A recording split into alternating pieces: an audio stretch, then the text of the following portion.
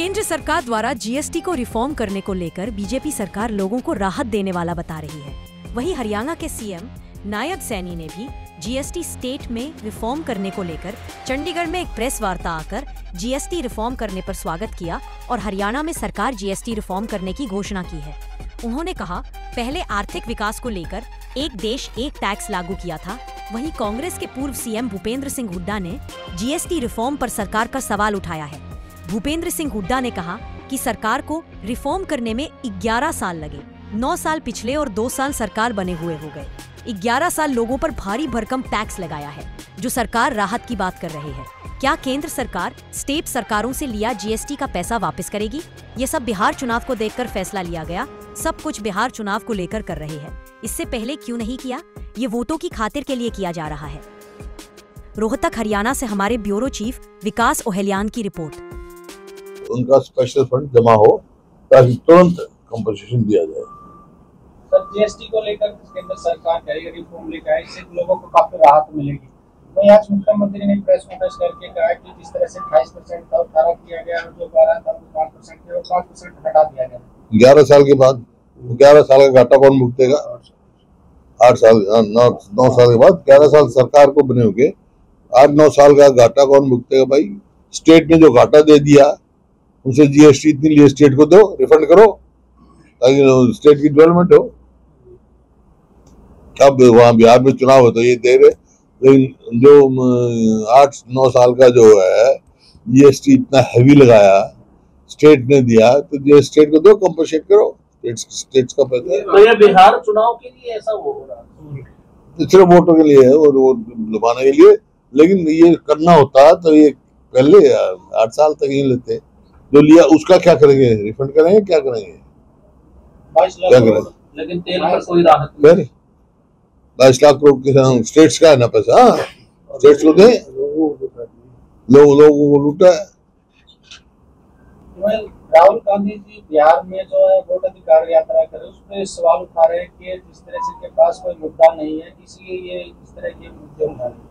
उनके सवाल उठाने राहुल गांधी ने तो कर्नाटक में जाके साबित कर दिया एक सिचुएशन में कितनी वोटिंग का वो हुआ। वो कह रहे कि चुनाव आयोग निष्पक्ष, वो तो वही तो मैं कह रहा है। फिर यहाँ ये कहा, हरियाणा के चुनाव आयोग ने भी कहा कि राहुल गांधी एफिडेविट दे दे।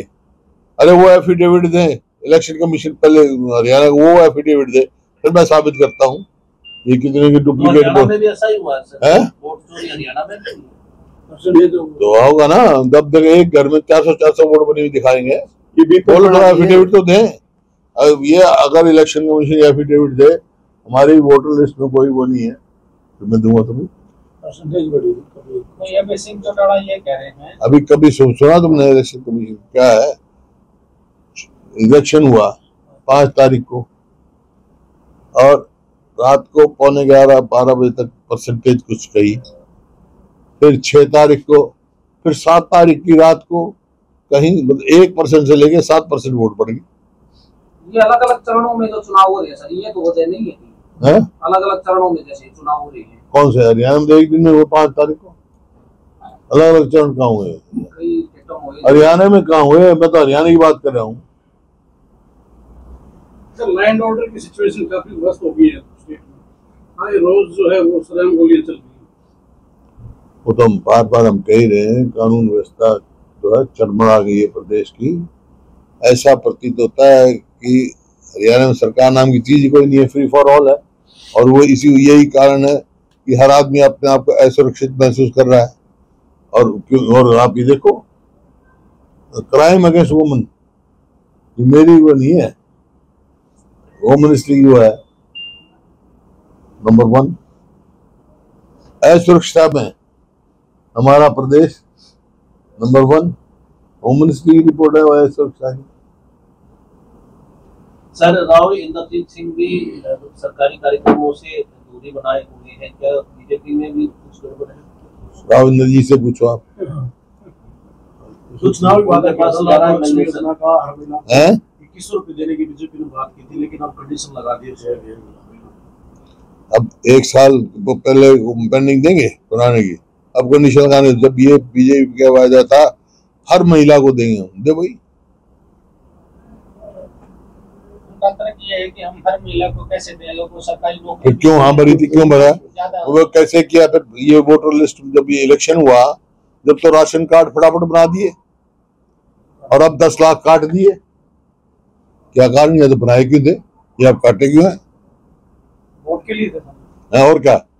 अरे वोट के टाइम से पहले बने थे और अब 10 लाख से ज्यादा काट दिए हैं, तो आप मान- कोई बगैर वेरिफिकेशन। तो आप मांग करते ये हैं, परिवार पहचान पत्र का बहाना लेकर एक एक आदमी जिसके घर कुछ भी नहीं है उसको किसी को गाड़ी दिखा रखी है, किसी को कुछ दिखा रखा है। परमानेंट परेशानी पत्र बना दिया है ये लोगों के लिए। तो इस तरह से बात चले। कर रहे थे, जो सरकार चोरी हुई है, हैं? सरकार जो कांग्रेस की सरकार आने वाली, वो सरकार जो आने वाली थी उसकी चोरी हुई है।